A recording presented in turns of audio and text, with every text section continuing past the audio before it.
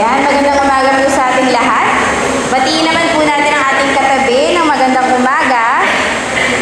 Good morning. Good morning po. Oo. Good morning. Ayan. Tapos na po ang summer. Tag-ulan na po. Kamusta po tayo? Kamusta po ang nakaraan nating linggo? So every week po tinatanong yan, no, ng worship leader dito sa harapan. At every Sunday ay iba-iba naman ang sagot natin, whether or not ina-express natin to. Kasi nanggagaling po tayo sa iba't ibang mga lugar, iba-ibang mga sitwasyon. Pero tayo ay tuwing linggo nagtipon-tipon para papurihan, panalanginan ng ating Panginoon at sambahin po siya. Bago po natin gawin ang lahat ng yan, samahan niyo po ako sa isang panalangin.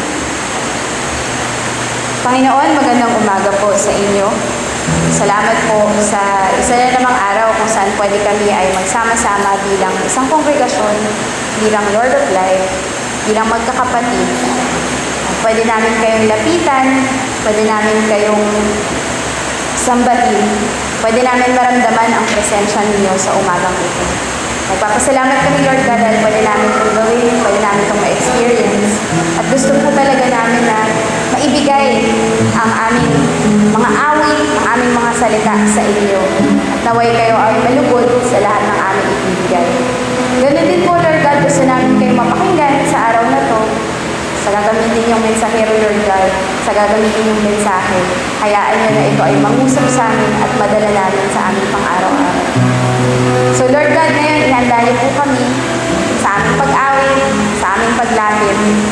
Bumagit na po kayo sa aming Panginoon at ihanda niyo ang aming mga puso na talagang kayo lang ang maging focus sa umagang ito. Gusto po namin kayong sambahin, Panginoon, papurihan at ibigay ang lahat-lahat pabalik sa inyo. In Jesus' name we pray. Amen. Ayan po. So, yun nga, every Sunday po ay tumutungtong tayo dito sa ating simbahan na may dalang iba't ibang mga experiences mula sa nakaraang linggo.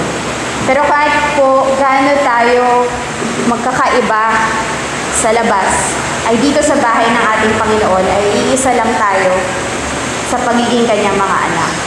Sabi nga po sa Ephesians 2:19 to 22, consequently, you are no longer foreigners and strangers, but fellow citizens with God's people and also members of His household, built on the foundation of the apostles and prophets, with Christ Jesus Himself as the chief cornerstone.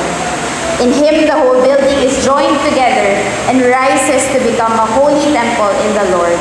And in Him, you too are being built together to become a dwelling in which God lives by His Spirit.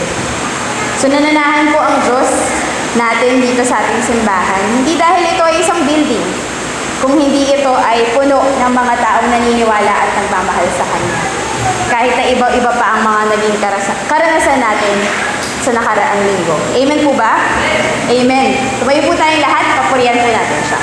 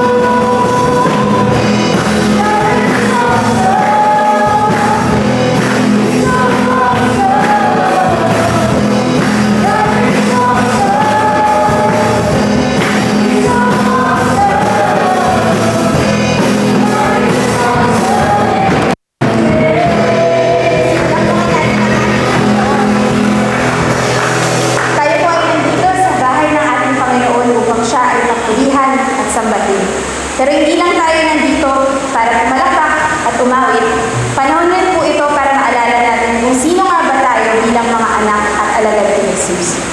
God reminds us in Romans 8:28, and we know that in all things God works for the good of those who love Him, who have been called according to His purpose. Patuloy po natin awitin ang katotohanan.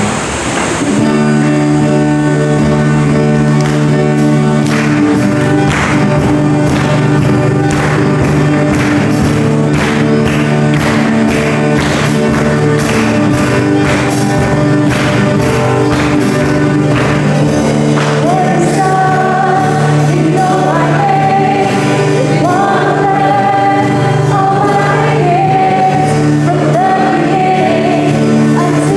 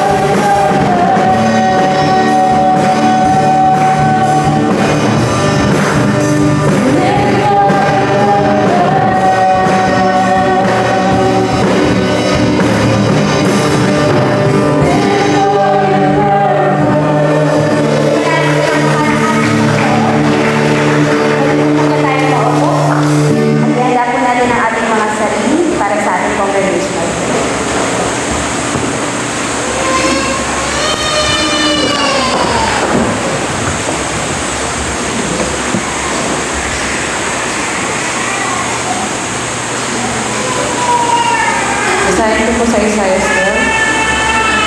12, tunay na ang Diyos ang aking kaligtasan. Sa Kanya ako makitiwala at hindi ako matatakot. Sapagkat ang Panginoong Yahweh ang aking kapangyarihan at kalakasan. Siya ang aking tagapagligtas. Malugod kayong sasalok ng tubig sa balon ng kaligtasan. Sasabihin ninyo sa araw na iyon, magpasalamat kayo kay Yahweh, siya ang inyong tawagan. Ipaalam ninyo sa mga bansa ang kanyang mga gawa, ipahayag ninyo ang kadakilaan ng kanyang pangalan. Umawit kayo ng papuri kay Yahweh sapagkat kahanga-hanga kanyang mga ginawa. Ibalita ninyo ito sa buong daigdig. Mga taga-Zion, sumigaw kayo at umawit ng buong gala sapagkat nasa piling ninyo ang dakila at banal na Diyos ng Israel. Nanalangin po tayo. Aming Diyos Ama, nararapat ka sa papuri, luwalhati at pagsamba. Salamat sa iyong salita na nagbibigay ng liwanag sa aming buhay at pagkain sa aming kaluluwa. Ikaw ang aming pastol at alam mo ang aming pangangailangan. Batid mo ang aming mga problema at salamat dahil hindi mo kami pinababayaan. Linisin niyo po ang aming puso at isipan at patawarin niyo kami sa aming mga kasalanan. Salamat o Diyos sa ulan na sapat para madidigan ang mga halaman at ang mga tanim upang maging hawaan kami at malinis ang hangin at paligid. Salamat din po sa mga pagsubok na nararanasan namin at inaalaw niyo para mas lalong tumibay ang aming pananampalataya sa iyo. Naway maging victorious kami sa mga challenges na meron kami sa buhay at ikaw ang aming bigyan ng glory. Salamat po sa mga leaders na meron ng aming iglesia, ang council na nag-meeting regularly para pag-usapan ng mga suliranin. Dalahan po na patubayan po kami at tulungan na mapakinggan ang boses niyo sa bawat desisyon na kailangan namin gawin. Patuloy kami magkaroon ng humble servant hearts. Patawad po sa aming mga pagkukulang bilang iglesia. At dalangin namin na ikaw ang lumutas sa mga problema na hindi namin kaya lutasin, Panginoon. Gabayan niyo po kami patuloy. Salamat din po sa mga ministries ng church, ng evangelism and discipleship. Tulungan mo kami na mag-share ng gospel sa mga tao at mag-multiply ang mga small groups. Para sa praise and worship, patuloy kayong maghubog ng mga worship leaders at musicians. At ang mga youth at young adults na magkaroon ng pagsunod sa iyo patungkol sa tamang romantic relationships. Gabayan niyo rin po ang mga preachers sa paghahanda nila ng mensahe mo, mga activities ng Sunday School Ministry. Naway ang mga guro ay patuloy na encourage at ang mga bata na makakilala kay Jesus. At ang iba pa pong ministry, Lord God, naway patuloy na maging effective para ma-reach out ang mga church members at ang community ng Donna Carmen. And i-bless niyo rin po ang mga missionaries na partners ng Iglesia. We pray that you enlarge their territories and protect them from harm. Ang papuri sa iyo, Ama, sa pagpapagaling po sa nerve pain sa mukha ni Ate Eva. Ang dalangin namin, ang mission partners fellowship nila Ate Eva sa June 22 para sa mga Vietnam locals at Filipinos. Para po kay Kuya Lynn, salamat po sa 15 pastors mula sa ABCO Oriental Mindoro na nakatapos ng Module 4 or Practices of a Disciple noong nakaraang buwan. Dalangin namin ang patuloy na coaching sessions sa Mindoro, Romblon at Pangasinan at ang pagbabalik ng Wavemakers team sa Katarman, Northern Samar para sa everyday commission training. We also pray God na magkaroon ng beautiful weather in favor sa mga mag-leave para sa training ngayon. Ganon din po sa buhay ng mga Gregorios. Salamat sa natapos ng Mindoro Youth Camp at sa mga youth na interesado for Bible study kahit online lang. Dalangin namin na maayos ang ministry center sa Maharlika at maihanda ang 5 leaders sa leadership training. Yung ibang missionaries, God, patuloy din po silang patnubayan at gabayan. Yan, God, ang pinagkakatiwala namin ang lahat sa iyo. Alam namin, God, na ikaw ay malapit nang dumating muli. So, tulungan mo kami na manabik sa'yo at maging alert sa buhay namin dito at na may maging handa kami lagi sa iyong pagbabalik, O Lord. Purihin po ang iyong pangalan. Ito ang aming dalangin sa makapangyarihang pangalan ng Jesus.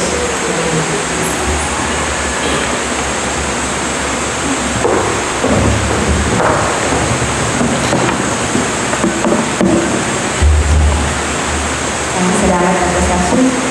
Dakila ang Diyos na nagbibigay sa atin ng layunin na kailangan natin gampanan. Siya ang gumawa ng lahat, nagligtas ng lahat, wala siyang kapitan. Bago po natin pakilan ang kanyang salita, ay muli natin siyang awitan. Tumayo po tayo.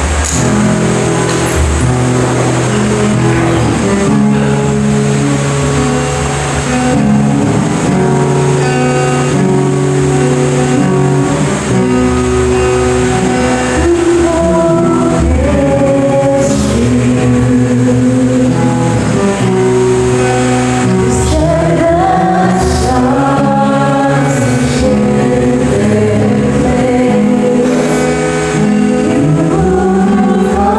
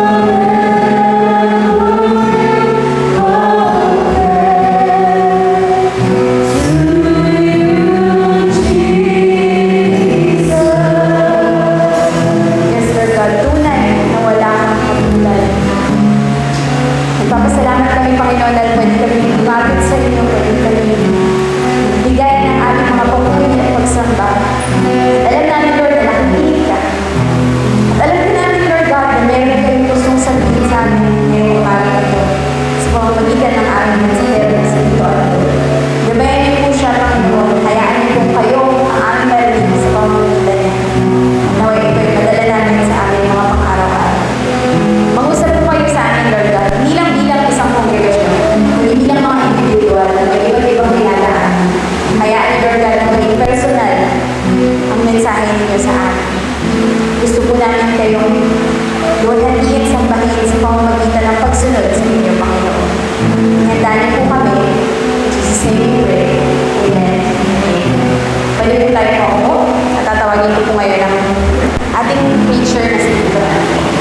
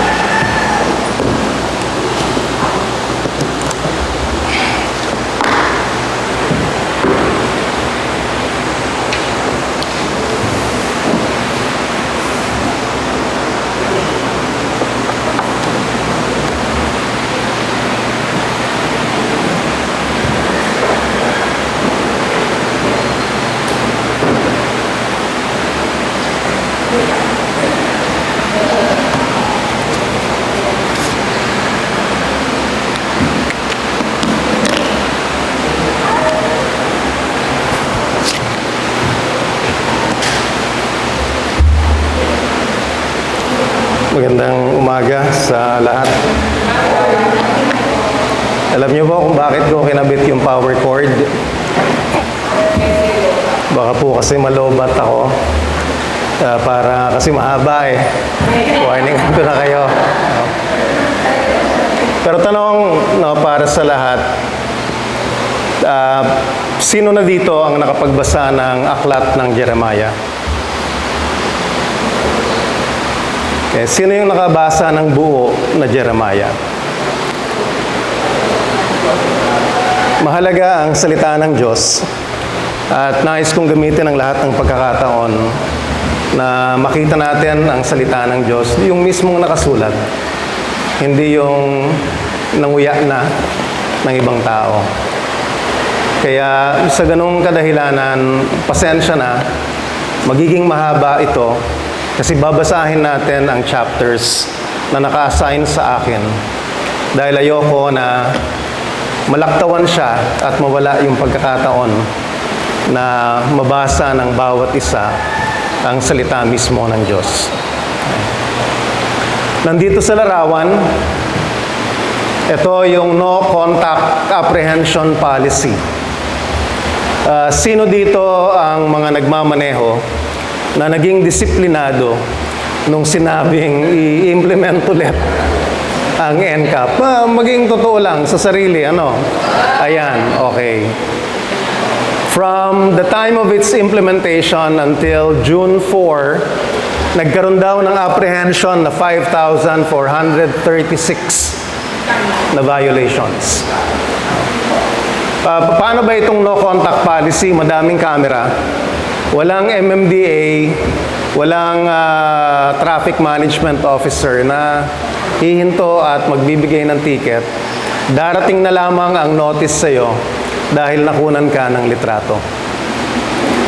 No contact policy. Ano ang layunin ng NCAP? Ang layunin ng NCAP, ang sabi ay pangunahin na maging disiplinado ang mga drivers. At pag sinabi nating disiplinado, ang ibig sabihin nun, susundin natin ang batas trapiko. Susundin natin yung ang tawag doon, ethics, no? Ethics nga ba ng pagmamaneho. Okay? Bago napatupad yung NCAP, palagay ko isang reason bakit ito biglang napatupad ulit ay dahil sa ang daming road rage na cases, At yung road rage na cases ay dahil sa barumbado ang maraming mga drivers. Gusto muli ng NCAP na mapagbuti ang disiplina ng drivers, mapaigi ang daloy ng trapiko at makaiwas sa mga disgrasya. Tayo po bilang mga tagasunod ni Jesus, meron din tayong no contact apprehension policy. Naisip niyo po ba yan? Tayo bilang mga tagasunod ni Kristo ay constantly nasa no contact apprehension policy. Bibihira lamang na merong kapatid na magsasabi sa atin, kapatid, mali ang ginagawa mo. Although dapat ay ginagawa natin yon sa isa't isa bilang magkakapatid sa iglesia, nagpapaalala. Pero marahil sa mga hindi magkakapamilya, bibihira lang tayong magkita. Kaya yung pagkakataon na yon ay nawala. But sa pamilya, minsan ay hindi na rin nakakapagpaalala. Pero ano ang purpose ng Diyos na sabihin sa atin, you are constantly in my eyes? Dalawang bagay, paalala sa atin ang kanyang pagmamahal, hindi niya tayo nakakalimutan. Pero paalala din sa atin, hopefully, na yun ay paraan upang maisip natin, minamatyagan ako ng Diyos. Pero negative yun, di ba? Pero it will be useful if you think of it, that God is watching you in your every move. And not only watching, in fact, God is able to read your mind. Alam niya ang nasa isip natin, alam niya ang babanggitin nating salita, alam niya ang nasa puso natin. At sana'y makatulong yon para tayo ay magkaroon ng disiplina na sumunod sa Kanya. Ang pakay ng Kanyang mga utos ay para din naman sa kabutihan natin.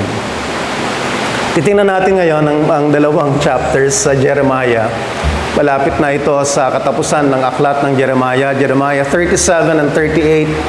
Ang topic na nai-assign sa akin ay perseverance in obedience. Sinubukan kong i-translate sa Filipino. At I think this is the best that I can do. Ang patuloy na pagsunod sa gitna ng mga pahirap. At palagay ko naman ay lahat nakakaranas ng kahirapan sa pagsunod sa mga utos ng Diyos sa atin. Kahirapan sa pagiging masunuring mananampalataya. Titingnan natin ngayon sa buhay ni Jeremiah, ang tinawag na weeping prophet. Paano niya nagawa na makasunod sa Diyos? Despite all the hardships he experienced as a prophet. Pero titingnan muna natin sa 37-38, ano nga ba yung hardships na naranasan niya?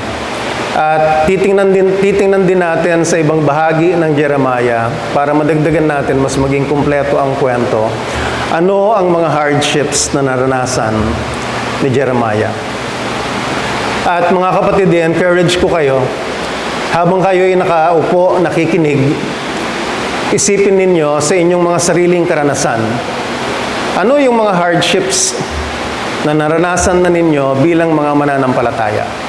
Habang kayo ay sumusunod sa mga utos ng Diyos. At maganda rin, dahil titingnan din natin, paano ba nakapagpatuloy si Jeremiah sa pagsunod sa Diyos despite going through very difficult circumstances.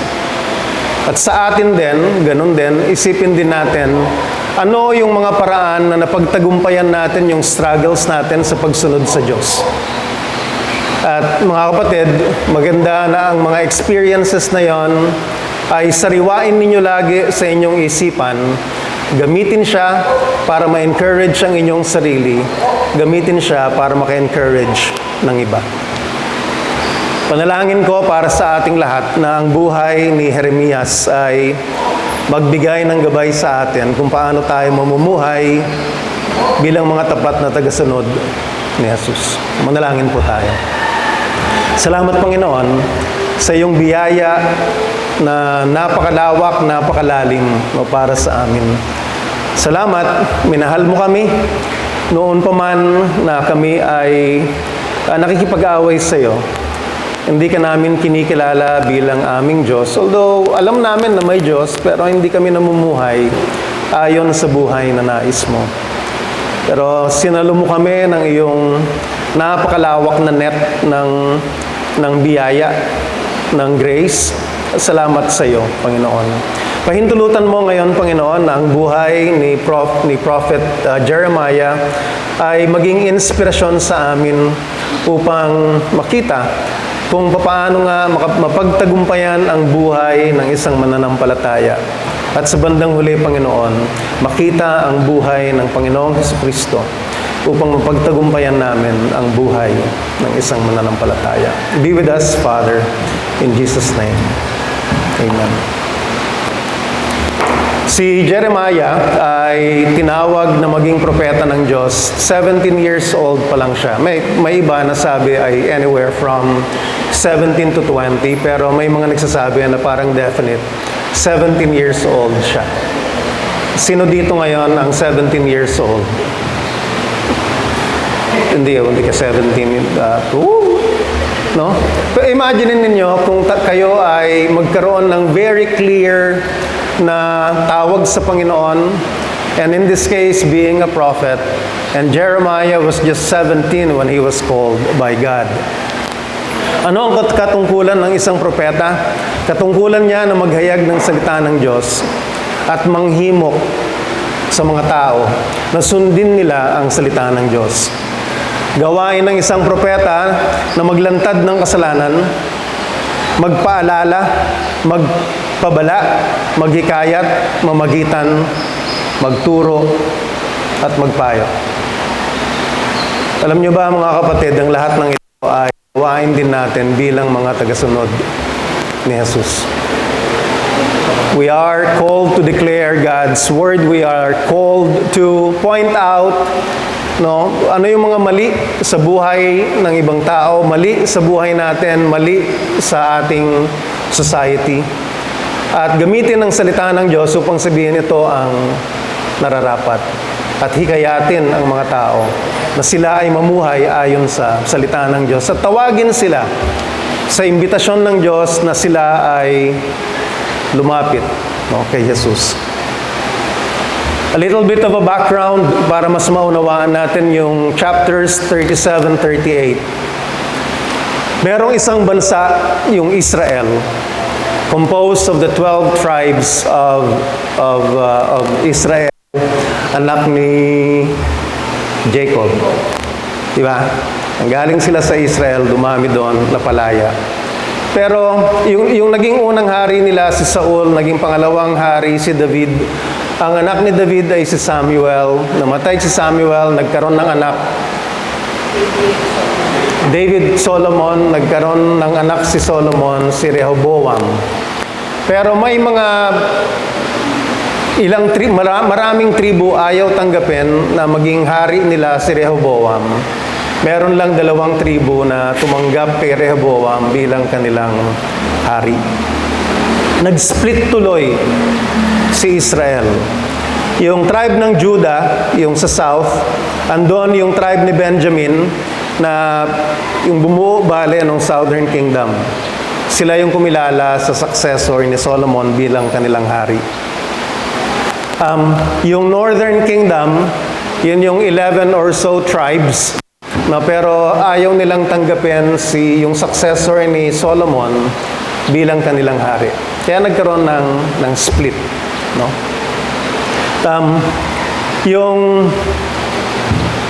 Yung Israel, yung Northern Kingdom, na-retain nila yung pangalan na Israel. Yung Northern Kingdom by 721 BC, before Christ, sinakop na sila ng Assyrians. Later on, yung Babylon naman ay sinakop ang Judah, 588 BC. Ang chapters 37 at 38 na titingnan natin, si Jeremiah, na siya yung topic natin itong nakaraang 4 na linggo, si Jeremiah ay prophet sa Southern Kingdom, sa Judah. Naglingkod siya, pinaglingkuran niya 4 na hari, hanggang itong chapters 37 to 38, ito na yung ika-4 na hari, si Zedekiah. At specifically itong 37 to 38 ay nandun sa time na ini-invade na ng Babylonia ang Judah. Okay. So basahin natin, no, at sabayan nyo ako na basahin ang mga talata. No? Jeremiah 37, King Nebuchadnezzar of Babylonia made Zedekiah son of Josiah, king of Judah, in the place of Jehoiakim, son of Jehoiakim. But neither Zedekiah nor his officials nor the people obeyed the message which the Lord had given me. King Zedekiah sent Jehoiakim, son of Shelemiah, and the priest Zephaniah, son of Maaziah, to ask me to pray to the Lord our God on behalf of our nation. I had not yet been put in prison and was still moving about freely among the people.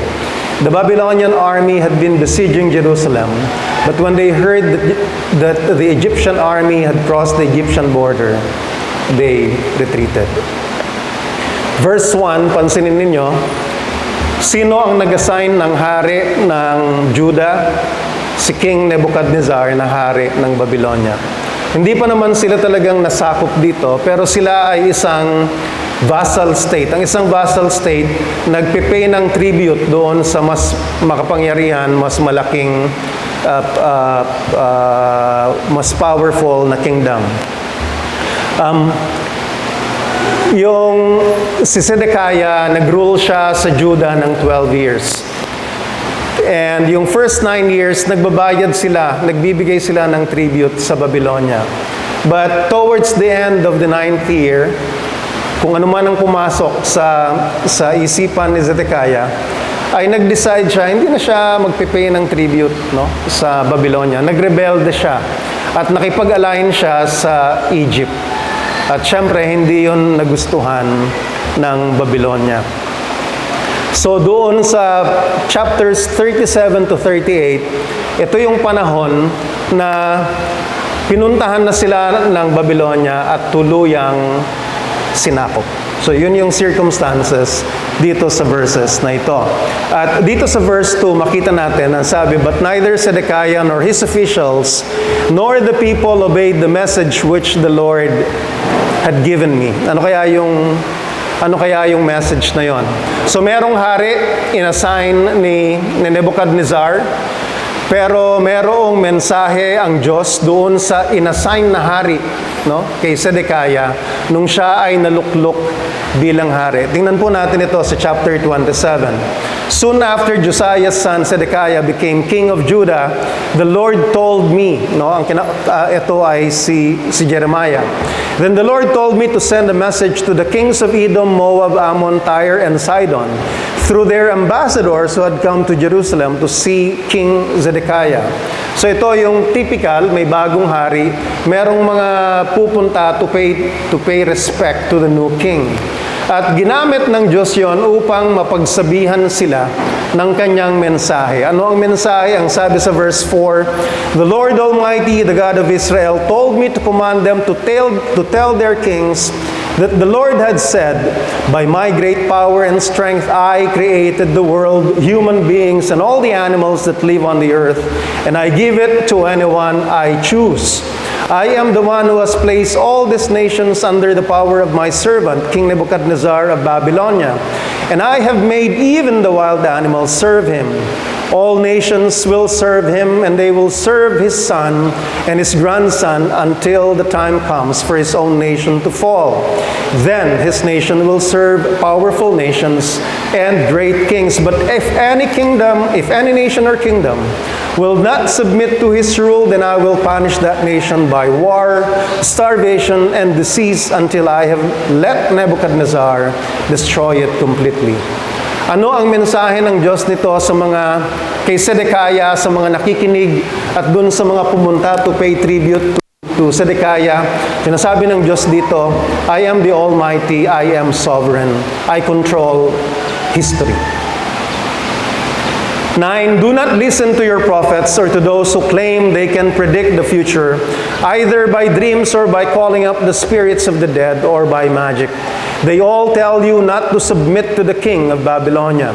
They are deceiving you, and I will cause you to be taken far away from your country. I will drive you out, and you will be destroyed. But if any nation submits to the king of Babylonia and serves him, then I will let it stay on its own land, to farm it and live there. And I, the Lord, have spoken. Verse 12, I said the same thing to King Zedekiah of Judah.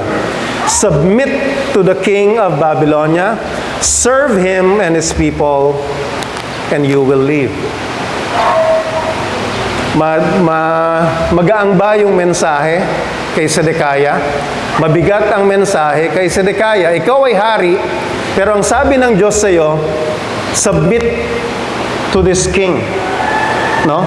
Pero may pangako. Serve him and his people, and you will live. Meron ding warning sa false prophets. No? Tayo, pwedeng may ibang pinapakinggan, pwedeng may ibang sinusunod, hindi lang ang salita ng Diyos. Maaaring yung norms ng society, yun yung nagiging standard natin. Okay lang na makipag-live-in, okay lang na may multiple partners, no? Pero clear naman sa salita ng Diyos na hindi, no? Ang nais ng Diyos, tayo ay maging tapat sa ating asawa, no? Huwag ding yung madalas na gamitin, do not be yoked with unbelievers. Pero madami at challenge ito sa iglesia. Dito man sa Doña Carmen, doon man sa Batasan, na masunod ang utos ng Diyos na yun. Nagiging ang standard, ang pinapakinggan natin ay ang society at hindi ang salita ng Diyos. Pero may utos na mahirap kay Zedekiah, submit to the king of Babylonia, serve him. At ang submission kay Zedekiah at serving him is submission to the Lord. And his people and you will live. Yun yung sabi dito.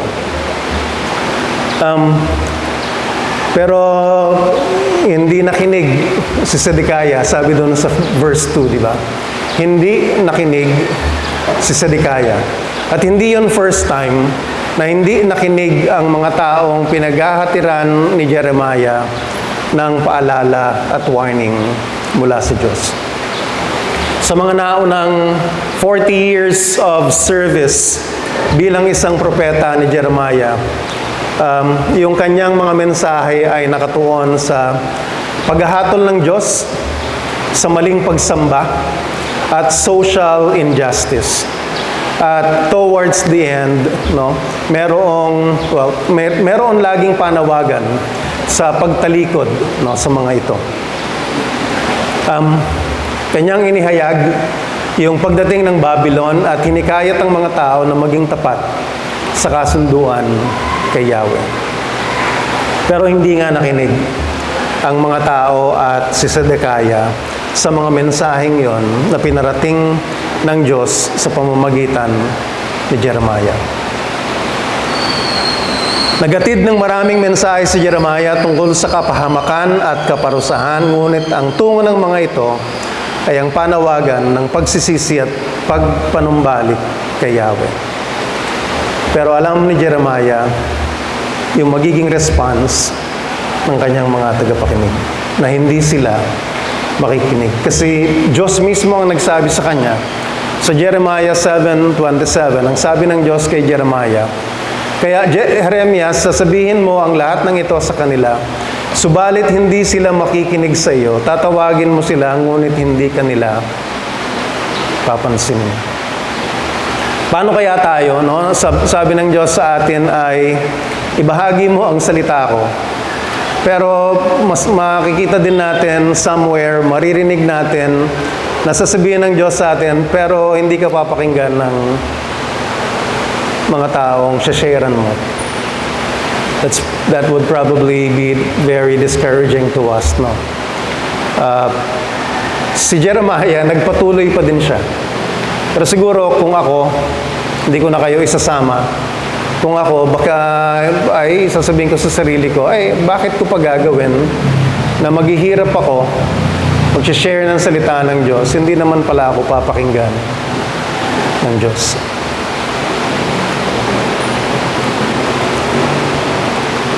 Hindi pinakinggan ng mga tao si Jeremiah. At siya ay kinalaban pa ng mga taong pinaghahati rin niya ng mensahe ng Diyos. Mabigat ang mensahe na pinaparating ng Diyos sa pamamagitan ni Jeremiah. Hindi nakikinig ang mga tao. Isang dahilan siguro yon kung bakit tinawag si Jeremiah na the weeping prophet. The weeping prophet, hindi, parang diretsong translation, ang iyakin na propeta. Tumatangis, mas matindi pa akong tumatangis, Bakit siya tumatangis? Ang tingin ko, tumatangis siya dahil may mensaheng mahalaga na ang consequences kung hindi ka sumunod ay matindi, pero ang mga tao ay hindi nakikinig. Merong isang documentary ang BBC tungkol sa Hurricane Katrina in 2005 sa Louisiana. Naalala ko dito ang 2013 na anong bagyo na nga ba 'yan sa Leyte? Yolanda. No? Hindi naman iniisip ko, kung merong nag-warning kay Yolanda kung ano ang mangyayari at sumunod ng mga tao, ganun kaya kadami ang nadisgrasya kay Yolanda. Kasi ganun ang nangyari kay Katrina. Merong isang oceanographer, modeling ang ginagawa niya.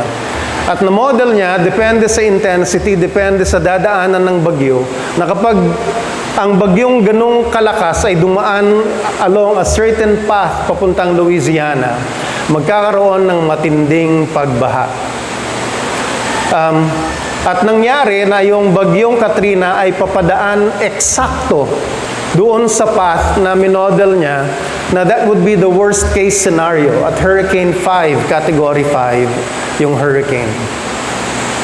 Kaya nagsusumikap siya na ipaalam to as many people as possible na lumikas na kayo. Pero wala. No, it was too late.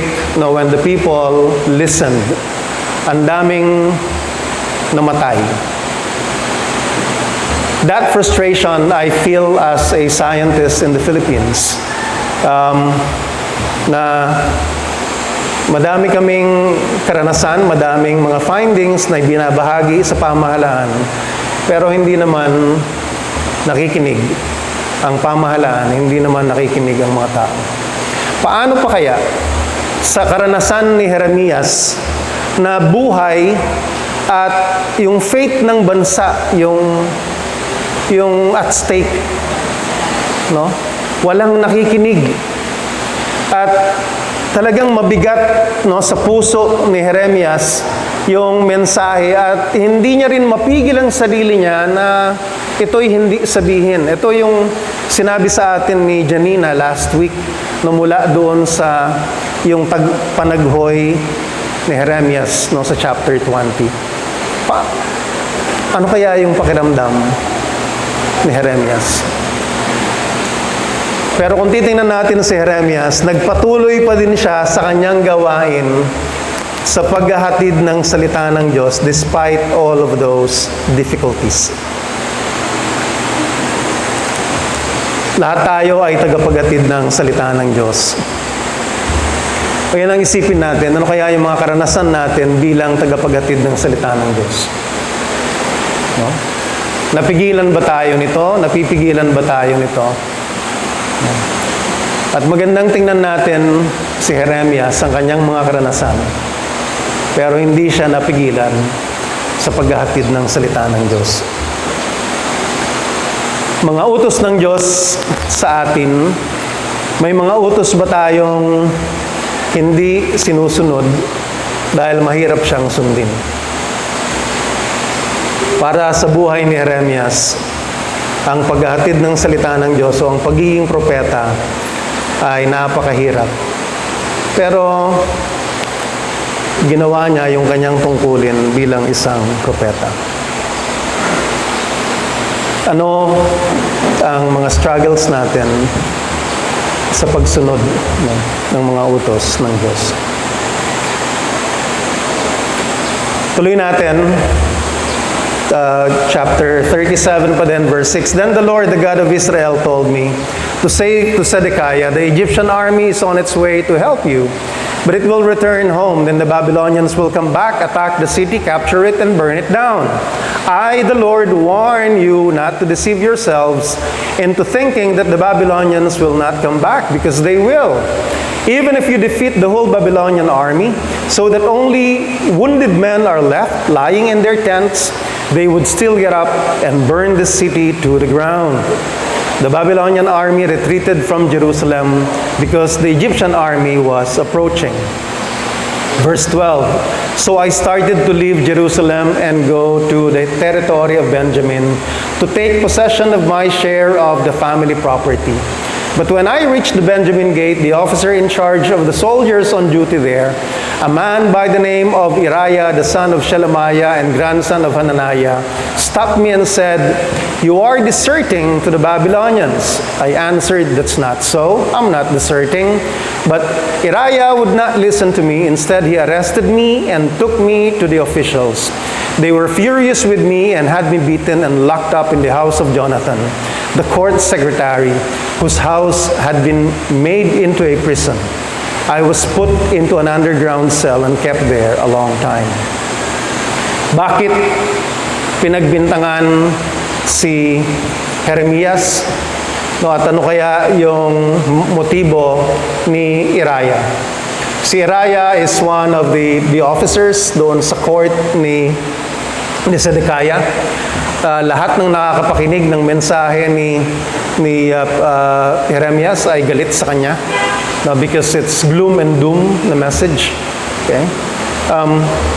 At dito bale, pinagbintangan siya na tumatakas siya para pumunta at kumampi sa Babylonians. Inaresto siya, binugbog siya base sa maling bintang at ikinulong siya. Okay. Sa chapter 20, yung tekstong tiningnan natin last week with Janina, naranasan niya din doon yung bugbog. Naranasan niya din doon yung ikinadena siya sa isang stock, no? Mga paa at kamay, no, yung nakakadena. Pinakulong siya ng punong pari ng templo. Bakit? Dahil inihayag niya ang mangyayaring pagwasak sa Jerusalem. Tanong ko dito sa atin, compared to the experiences of Jeremiah, meron na ba dito sa atin na napalabas ng kwarto muna dahil sa nagbabahagi ka ng salita ng Diyos? Meron na ba? Wala pa. Meron na ba ditong naaresto at nakulong dahil nagbabahagi ng salita ng Diyos? Wala pa. Meron na bang nabugbog? Wala pa. Although may nakarinig tayo ng mga kwento na may nagba-Bible study si pastor sa Batangas. Nakalimutan ko na ang pangalan niya. Senior moment na Bible study, sinabihan siya, may tinutukan ng barel. Kung hindi ka titigil, may barel. So, tumigil sila dun sa bahay na yon, lumipat sila sa kapitbahay. Magandang strategy, no? Wala pang nabugbog sa atin. Wala pang nakadena. Wala pang nakulong. Si Jeremias, naranasan niya na ang mga ito, hindi lang once, kundi several times, pero nagpatuloy pa rin siya sa paghahayag ng salita ng Diyos. Chapters 37-38, halos 40 years na sa ministry si Jeremiah. Sa loob ng 40 years ng kanyang ministry, bukod sa pagka-aresto, bugbog, kulong, bantang papatayin, sa chapter 20, no, na binahagi sa atin ni Janina last week. Nabanggit doon na naranasan niya na siya ay napagtawanan. Pinagtawanan siya ng mga tao dahil sa kanyang mensahe. Siya'y kinutya. Siya'y tinalikuran at pinaghangaran ng kapahamakan ng kanyang mga matatalik na kaibigan. Hindi magandang experience ng mga to, di ba? Sa chapter 11, tinalikuran siya ng kanyang pamilya mismo. Ang Panginoong Hesus, di ba, tinalikuran din ng kanyang pamilya initially. Nilabanan at pinagplanuhang patayin ng mga kanyang mga kababayan sa Anathoth. Ang bayan ng Anathoth ay bayan ng mga Levites, bayan ng mga pari. Pero tingnan nyo yung ginawa sa kanya, nilabanan siya, pinagplanuhang patayin. Sa chapter 16, may desire siya siguro na makapag-asawa din naman. Pero sa chapter 16, sinabihan siya ng Diyos, hindi ka mag-aasawa, hindi dahil sa sitwasyon na mayroon ang bayan na ito. Kuya Lem, buti na lang walang mensahe sa yung ganun, ano? Maliwanag na wala, ano? No? Paano kaya pag may mensaheng ganun, ano? Okay? Pero may mensaheng ganun kay Jeremias. Hindi naging madali ang buhay ni Jeremias bilang isang tagapaghatid ng salita ng Diyos. Gayunpaman, hanggang chapter 40, makikita natin na ginagawa niya ang kanyang katungkulan bilang isang propeta. Sinusunod niya ang utos ng Diyos. Sa kabila ng mga paghihirap na kanyang naranasan, nagpatuloy pa rin siya sa pagsunod sa Diyos. Chapter 37 pa din, verse 17 hanggang 19. Later on, King Zedekiah sent for me, and there in the palace he asked me privately, is there any message from the Lord? There is, I answered and added, you will be handed over to the king of Babylonia. Then I asked, what crime have I committed against you or your officials or this people to make you put me in prison? What happened to your prophets who told you that the king of Babylonia would not attack you or the country? Nakakulong siya. Nabugbog siya dahil sa maling paratang. Pinatawag siya ng hari. Sabi ng hari, may mensahe ba ang Diyos para sa akin? Sinabi niya pa rin, meron. Pero walang pagbabago sa mensahe. No? Yun ay kahit na siya ay nakulong at nabugbog na.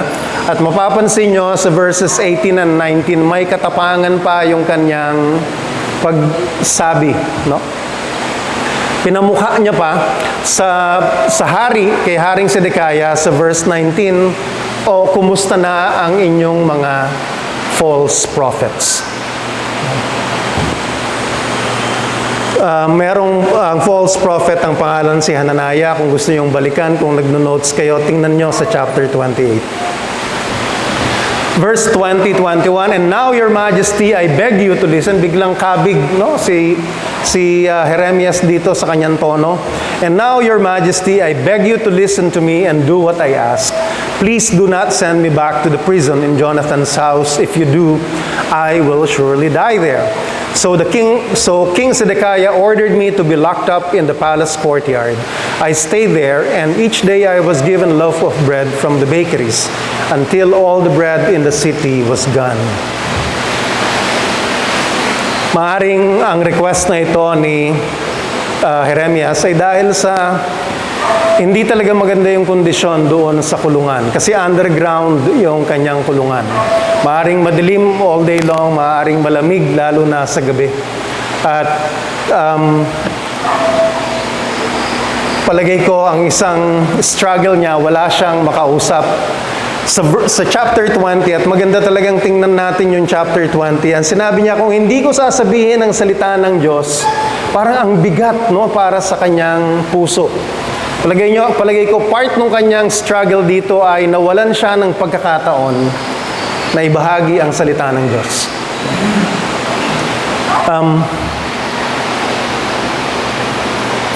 Hindi ko alam sa atin kung pagka napipigilan tayo na mag-share ng salita ng Diyos ay nagpapasalamat tayo, buti na lang napigil ako. o ang feeling natin ay mabigat kasi ay hindi tayo nagkaroon ng pagkakataon na magbahagi ng salita ng Diyos. Chapter 38 na tayo, mga kapatid. Sa chapter 38, sabi dito, Shaptia, son of Matan, Gedalia, son of Pashur, Jehukal, son of Shelemiah. Laging nakikita ko itong Shelemiah. No, pang-apat na beses na ata ito. Sikat pala pangalan mo, kuya. No? And Pashur, son of Malkiah, heard that I was telling the people that the Lord had said, whoever stays on in the city will die in war or starvation or disease, but those who go out and surrender to the Babylonians will not be killed. They will at least escape with their life. I was also telling them that the Lord had said, I am going to give to the city to the Babylonian army, and they will capture it. Then the officials went to the king and said, this man must be put to death.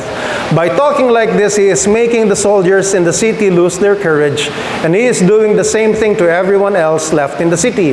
He is not trying to help the people, he only wants to hurt them. Kita nyo? Nakakulong siya, sabi niya, wag nyo na akong ibalik doon. So, yung condition siguro doon talaga namang hindi maganda, pero sa palagay ko, ito yung gusto niyang gawin. Pagkalaya niya, nandun siya sa courtyard, no? Nakakulong pa din, limited ng movement, nasa courtyard, pero madaming tao, nagbahagi pa din siya ng salita ng Diyos. Ito yung nirereklamo nitong mga officers ng court na Zedekiah. No? Kaya mas nagahalit tuloy sila. So nagsumbong sila at sabi, ay dapat nang ipapatay itong tao na ito. No? Ano ang naging sagot ni Zedekiah? Naghugas kamay siya at sabi, do what you want to do with him. Verse 5, King Zedekiah answered, very well then, do what you want to with him, I can't stop you. So they took me and let me down by ropes into Prince Malchiah's well, which was in the palace courtyard. There was no water in the well, only mud, and I sank down in it. However, Ebed-Melech the Ethiopian, a eunuch who worked in the royal palace, heard that they had put me in the well. At that time, the king was holding court at the Benjamin gate. So Ebed-Melech went there and said to the king, Your Majesty, what these men have done is wrong. They have put Jeremiah in the well, where he is sure to die of starvation, since there is no more food in the city. Well, nag-alangan din naman po yung mga opisyales ni Zedekiah. Hindi siya pinapatay, pero nilagay siya doon sa balon na wala ng tubig at puro putik. Mabuti pa yung Ethiopian eunuch na nagkaroon ng malasakit kay Jeremiah at sinabi pa niya mali ang ginawa ng mga opisyales ni Zedekiah. Marahil meron din dito ng konti na baka hindi na nadadala ng pagkain si Jeremiah, no? At upang siya ay upang siya ay kunin dun sa well, kinailangan na meron pang tali na ibaba sa kanya kasi hindi na makapagbaba ng ibang tao. Kailangan pa ng tali. Mababasa natin ito sa verses na ito. 10, Then the king ordered Ebed-Melech to take him with 3 men and to pull me out of the well before I died. So Ebed-Melech went with the men to the palace, the storeroom, and got some worn-out clothing which he left down to me by ropes. He told me to put the rags under my arms so that the ropes wouldn't hurt me. I did this. And they pulled me up out of the well. After that, I was kept in the courtyard. On another occasion, King Zedekiah had me brought to him at the third entrance to the temple, and he said, I am going to ask you a question, and I want you to tell me the whole truth. Maring nanghihina na talaga si Jeremiah. Kaya para siya ay maiangat, hindi na yung kapit na ganito, kundi ilagay yung tali dito sa kanyang kilikili upang siya ay hilahin. Pero pagkatapos noon, marahil may ilang araw na nakalipas, pinatawag ulit siya ng hari. At may tanong ulit siya sa kanya ang hari. I am going to ask you a question, and I want you to tell me the whole truth, as if nagsisinungaling si Jeremiah. I answered, if I tell you the truth, you will put me to death. And if I give you advice, you won't pay any attention. No? So, King Zedekiah promised me in secret, medyo parang comical itong situation na to. I swear by the living God, the God who gave us life, that I will not put you to death or hand you over to them who want to kill you. Then I told Zedekiah that the Lord Almighty, the God of Israel, had said, if you surrender to the king of Babylonia's officers, your life will be spared, and the city will not be burned down. Both you and your family will be spared. But if you do not surrender, then the city will be handed over to the Babylonians, who will burn it down, and you will not escape from them. Tanong, may pagbabago ba sa mensaheng pinarating si Jeremiah kay Haring Zedekiah? Walang pagbabago. Yun pa rin. No? Maski na yung mga nakaraang buwan ay ang tindi nung naranasang paghihirap ni Jeremiah. Verse 19, but the king answered, I'm afraid of our own people who have deserted to the Babylonians. I may be handed over to them and tortured. I said, you will not be handed over to them. I beg you to obey the Lord's message. Then all will go well with you and your life will be spared. But the Lord has shown me in a vision what will happen if you refuse to surrender. In it I saw all the women who left in Judah's royal palace being led out to the king of Babylonia's officers. Listen to what they were saying as they went. The king's best friends misled him. They overruled him, and now that his feet have sunk in the mud, his friends have left him. Nagmamakaawa pa si Jeremias dito. Napakinggan siya, paniwalaan siya ng hari. Hindi ko alam kung tayo ay nagbabahagi kung nagmamakaawa ba tayo dun sa binabahaginan natin na makinig ka naman. Pakinggan mo ito, mahalaga ito. Ginawa yan ni Jeremias sa hari.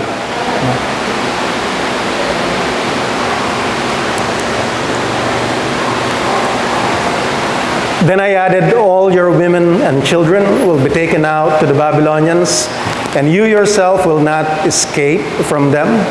You will be taken prisoner by the king of Babylonia, and the city will be burned to the ground. Zedekiah replied, do not let anyone know about this conversation, or your life will not be in danger, and your life will not be in danger. If the officials hear that I have talked with you, they will come and ask you what we said. They will promise not to put you to death, and if you tell them everything, just tell them you were begging me not to send you back to prison to die there. Then all the officials came and questioned me, and I told them exactly what the king had told me to say. There was nothing else they could do because no one had overheard the conversation. Hindi naman siya nagsinungaling, hindi lang niya sinabi kung anong sinabi niya. And I was kept in the palace courtyard until the day Jerusalem was captured. Chapters 37-38 ay 2 taon sa history ng Judah. Natapos natin siya mga 40 minutes, yung buong history na yon. Maraming paghihirap na naranasan si Jeremias. Mahalagang tanong para sa atin, paano siya nakapagpatuloy sa pagsunod sa Diyos? Sa ating pagsunod kay Jesus, anong mga paghihirap na ba yung naranasan natin? O tanong kanina, umpisa, tanong ulit sa atin, ano ang mga paghihirap na naranasan na natin sa pagsunod sa mga utos ni Jesus? Sa last week, yung binahagi sa atin ni Janina sa chapter 20, balikan natin ito. Chapter 20, verse 7, ang sabi ni Jeremiah, ito ay kanyang hinagpis sa Panginoon, Lord, you have deceived me, and I was deceived. 14, curse the day I was born. Forget the day my mother gave me birth. Why was I born? Was it only to have trouble and sorrow, to end my life in disgrace? I wonder, meron na bang pagkakataon na ganito ang naging panalangin natin sa Diyos? Bakit mo pa pinahintulutan na ako'y mapanganak? no? Niloko mo ako, Panginoon. No, matindi ano yung kanyang pakikipag-usap sa Panginoon. Pero alam niyo mga kapatid, nakatulong yon kay Jeremiah. At palagi ko sa atin din ay magiging malaking tulong kung tayo ay magiging tapat sa ating damdamin sa Diyos. Upang tayo ay makapagpatuloy sa pagsunod sa Diyos sa ilalim ng mga pahirap, mahalaga na maging tapat tayo sa ating damdamin sa Diyos. Pero pwede nating sabihin, alam naman na ng Diyos yung nasa isip ko at nasa puso ko. Bakit ko pa kailangang bigkasin ito? Tanong sa atin, ano nga ba yung nagiging benepisyo sa atin kapag nakakapag-release tayo ng kabigatan ng ating naiisip, kabigatan ng ating nasa puso?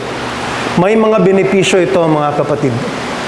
Ang paglapit natin sa Diyos at ang pagiging open natin sa ating damdamin sa Kanya, magbibigay ito ng kaluwagan sa nagsisikip natin na dibdib. Magbibigay ito ng kagalingan sa ating nag-aalalang isipan. At sinusunod din natin ang imbitasyon ng Diyos sa atin. Saan galing itong imbitasyon? Ito ang sabi ng Panginoong Hesus sa atin, lumapit kayo sa akin, kayong lahat na nahihirapan at nabibigat ang lubha sa inyong pasanin, at kayo'y bibigyan ko ng kapahingahan. May imbitasyon ang Panginoong Hesus sa atin. Pasanin ninyo ang aking pamatok at sundin ninyo ang aking mga itinuturo, sapagkat ako'y maamo at mapagkumbabang loob. Matatagpuan ninyo sa akin ang kapahingahan, sapagkat madaling dalhin ang aking pamatok at magaan ang pasaning ibinibigay ko sa inyo. Nag-release tayo ng ating panaghoy sa Diyos, at ang Diyos ay sumagot dito, lumapit kayo sa akin. Sundin niyo ako dahil magaan ito, no, para sa inyo. Upang makapagpatuloy tayo sa pagsunod sa Diyos sa ilalim ng mga pahirap, mahalaga na sariwain natin sa ating isipan kung sino ang Diyos. Ginawa ito ni Jeremiah doon sa chapter 20. Ang sabi niya sa verse 12, "But Almighty Lord." No? Inaddress niya ang Panginoon, ginamit niya ang salitang Almighty. Ano ba ang ibig sabihin ng Almighty? Ang ibig sabihin ng Almighty is that you are an omnipotent God. You are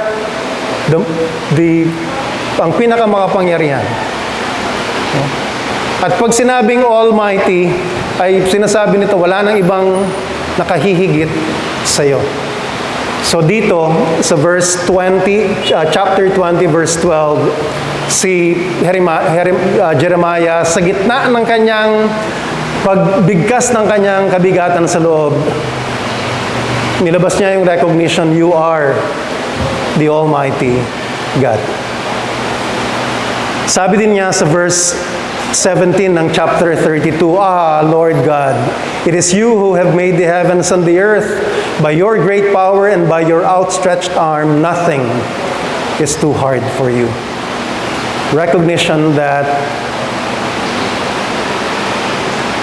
the being that we're talking to is the Almighty, the All-Powerful.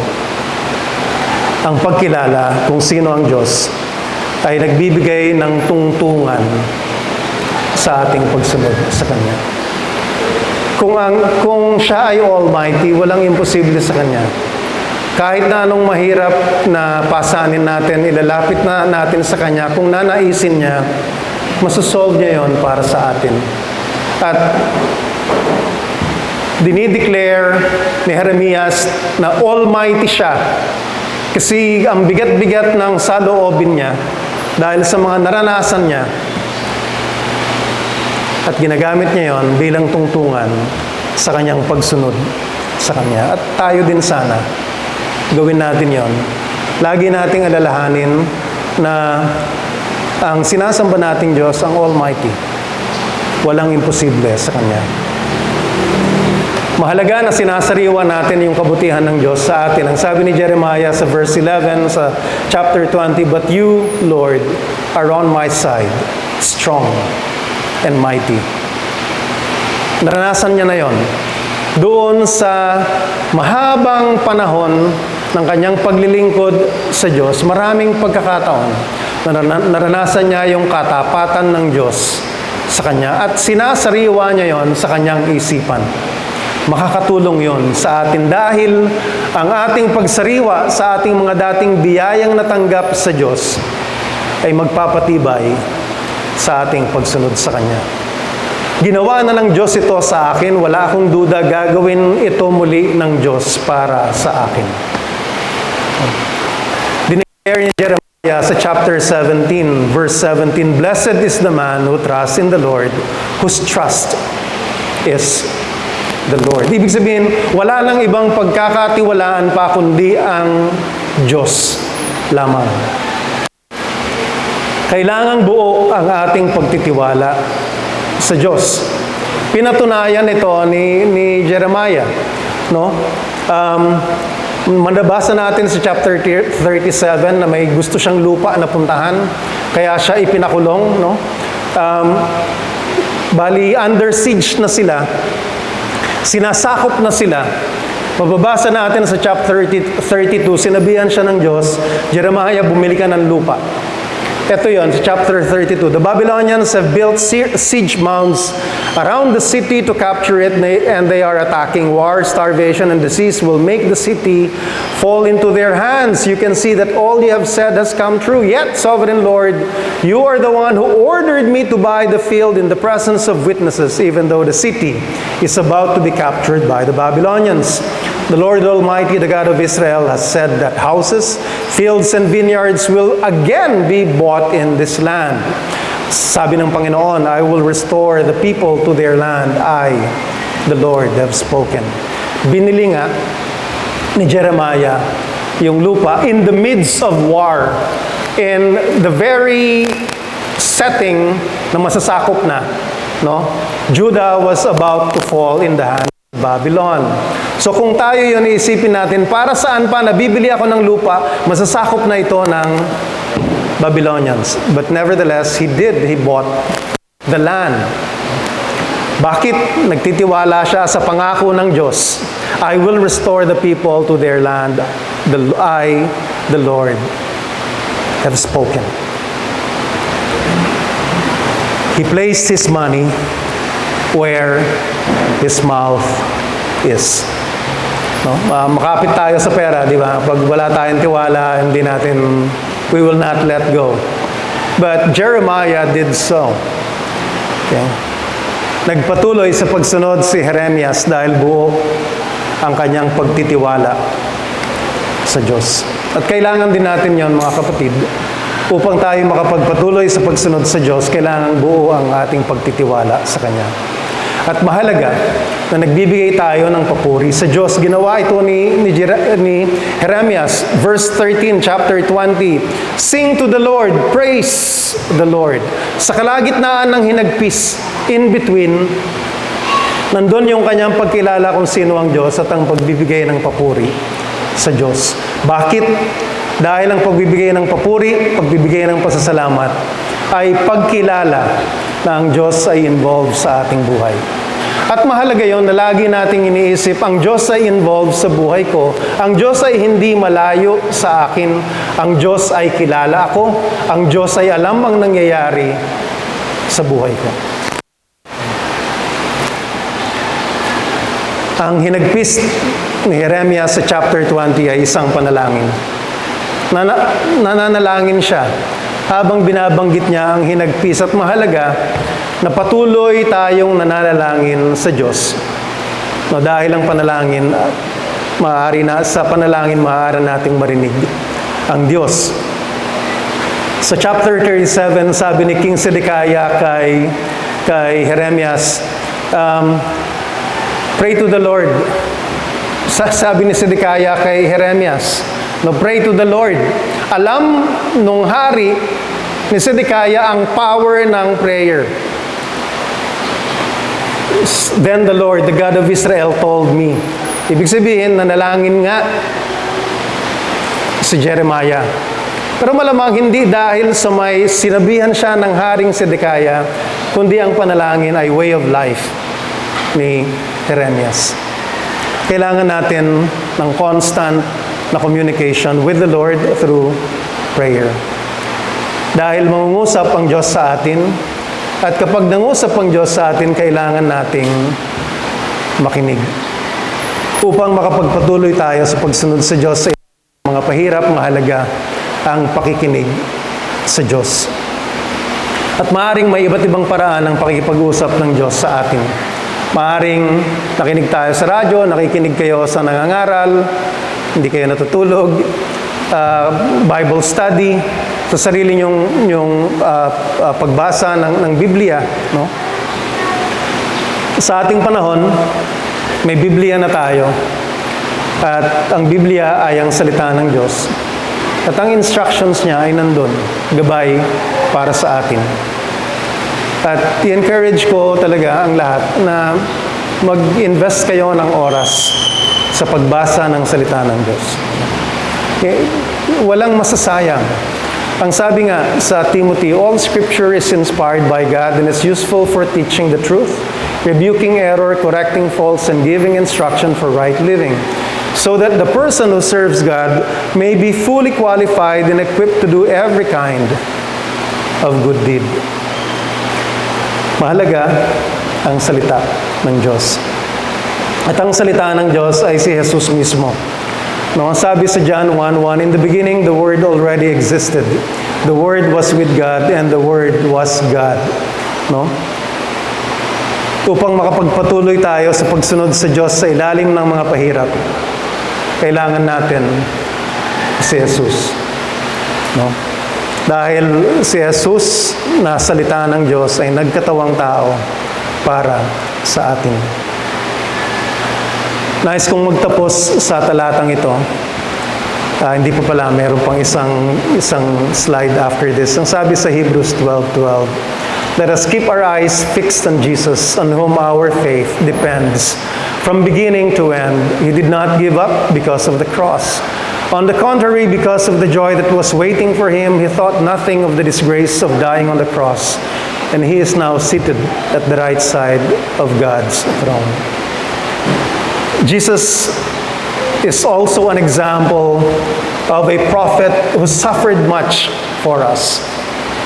And God gave Jeremiah to us, God gave Jesus to us as examples of men who suffered much and yet persevered in obedience.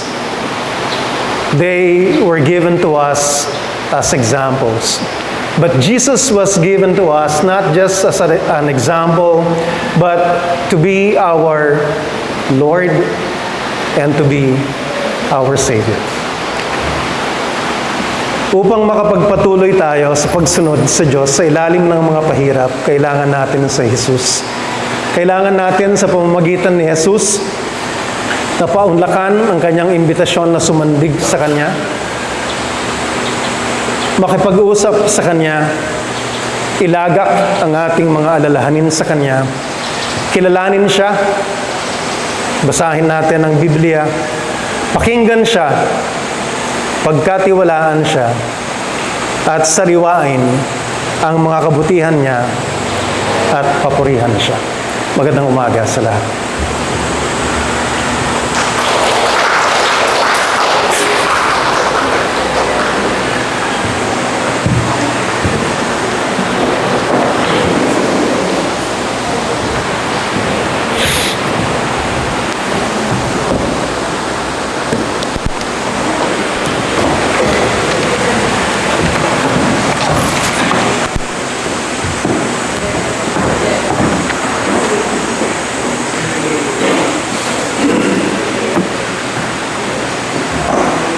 Thank you po, Tito Ando. Sa totoo lang po, hirap na hirap ako na maghanda ng mga kanta para sa araw na to. Kasi kung ako po si Jeremiah, matagal na akong sumuko. Parang yung buhay ni Jeremiah naka-hard mode, araw Mahirap. I think isa siyang malaking reminder na yung reality ng pagiging tapat na alagad ng Panginoon ay mahirap. Hirap itong buhayin sa araw-araw. Pero kung meron akong natutunan kay Jeremiah, hindi lang sa araw na to, kundi sa mga nagdaang linggo sa ating series, ay ang pagkilos niya ay hindi para sa Kanya, kundi para sa Panginoon. Hindi naman siya fearless but he was faithful. He knew that the Almighty Father was on his side. At tayo, kung aasa lang tayo sa sarili natin upang sandin ang Panginoon, ay hindi ito magiging sapat. Kaya naman po, challenge ko po ang lahat na bilang response, gamitin natin ang awit na ito para alalahanin na pagkasama natin si Jesus, magagawa natin ng tama ang layunin niya. At kailangan natin siyang tawagin. Kailangan natin everyday i-remind ang sarili natin na kailangan natin ang Panginoon at isik siya para samahan tayo. So, tumayo po tayo lahat at alutin natin ang awit.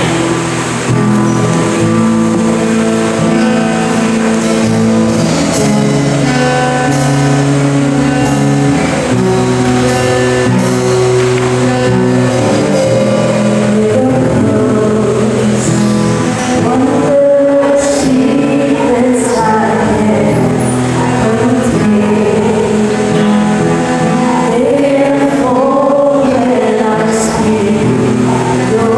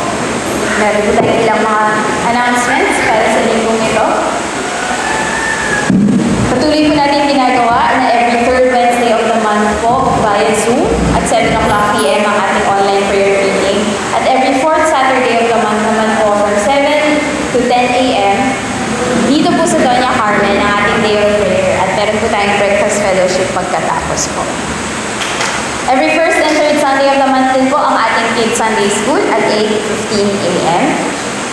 Pagkatapos po nun, ay meron pa rin po tayong worship service ng 9:30 a.m. po. Next week ay celebrate po natin ang Father's Day at ang ating worship leader po ay si Jason Dariat at ang ating preacher si Kuya Len Castro at ang ibabahagi po niya ay verses from Matthew and Luke. Joseph was a father to Jesus. Patuloy pa rin po natin ginagawa ang itong kada araw para sa ating Pastor's Wellness Fund. Wala pa rin po ang ating alkansya, pero patuloy pa rin natin i-save ang mga pwede natin i-donate para po dito. At i-inform po namin kayo kung nakabalik na po ang ating alkansya. Wala po nakatalang birthday or anniversary this week dito po sa Loya Carmen. Meron po ba tayong mga first-time visitors? Ni Cream sa Batasan. Ayun po. O, birthday po ni Cream, pwede rin po natin siyang batiin. Mukha naman po wala tayong first-time visitor, pero po mamaya ay magbatian pa rin po tayo bago tayo mag-iwago ulit. Tawagin po si Kuya Lem para sa atin.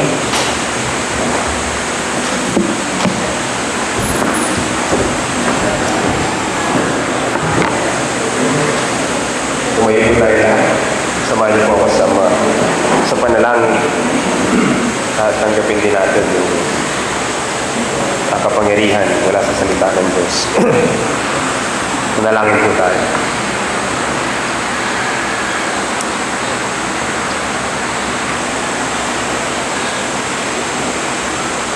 Ama, napakinggan ka po namin. Hindi lang ngayong linggo, kundi sa nakalipas din na 4 na linggo mula sa aklat ng Jeremiah. Tulungan mo kami tumugon at baunin ito para mabago po yung aming buhay. Tulungan mo kami na maging katulad ni Jeremiah na kahit hindi pabor sa amin yung sitwasyon at mahirap na gawin, ay magpatuloy kami sa pag-ibig sa aming kapatid at manindigan sa sinasabi ng salita mo bilang pagpapakita ng aming pag-ibig. Alam mo po yung sitwasyon ng bawat isa na nandito ngayon bilang magulang, bilang anak, bilang kapatid, bilang discipler, bilang disciple. Pero tulungan mo kami, Panginoon, na magkaroon ng lakas na loob at magpatuloy, hindi malusaw yung aming conviction na tumayo sa salita mo at magsalita kapag kinakailangan. At makialam pag dapat kaming makialam. Pero kung kami, Panginoon naman, yung kailangan ng pagtatama, huwag mong hahayaan na maging katulad kami ni Zedekiah na magmamatigas, kundi ibigay mo sa amin yung pagpapakumbaba na kinakailangan para hindi maging huli ang lahat. At tulungan mo magpailalim kami sa katotohanan ng salita mo at pag-ibig mo sa amin.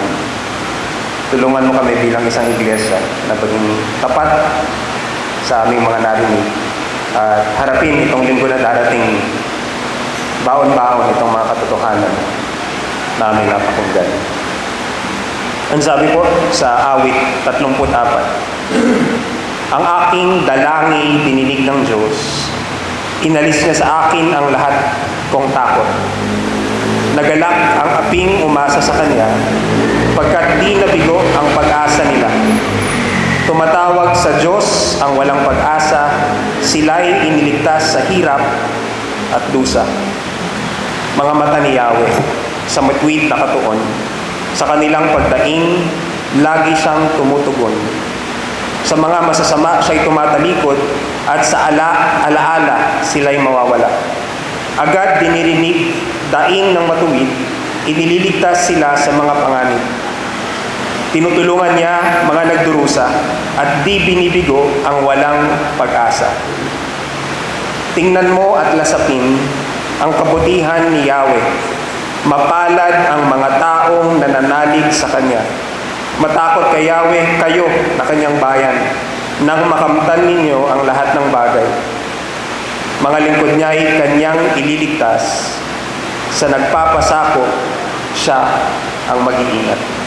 Manatili po tayong patayo para sa panghuling awit.